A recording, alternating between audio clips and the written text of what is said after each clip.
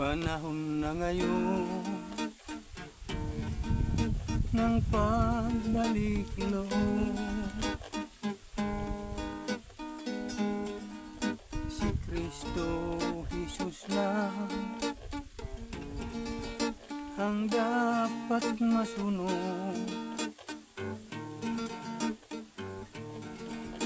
Kundi natin gawin, walang kaligtasan. Pagbalik ni Jesus, tayo'y maiiwan. Kay sarap ng buhay, laging may pag-asa. Kung laging si Jesus ang ating kasama, kaya dapat lamang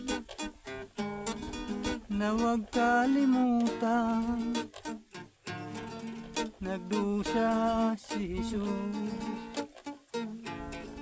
sa ating kasalanan, na dapat tayo ang ipapako sa cross. Ngunit di nangyari, tinubos ni Jesus.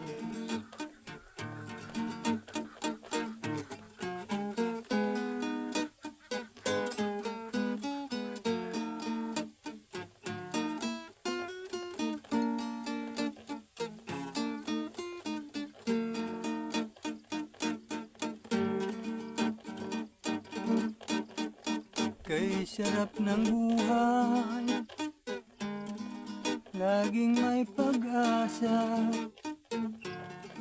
Kung si Kristo lagi ang ating kasama, kaya dapat lamang na huwag kalimutan, nagdusa si Jesus sa ating kasalanan, na dapat tayo ang ipapako sa krus. Ngunit di nangyari, tinubos ni Jesus, na dapat tayo ang ipapako sa krus. Ngunit di nangyari,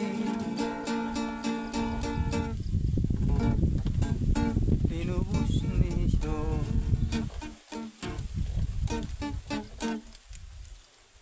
Lalahanin nyo guys yung mga kasalanan natin, tinubos tayo ni Jesus. Kaya wag natin kalimutan na siya ay sambahin.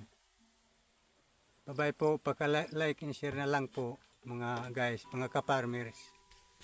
Bye bye.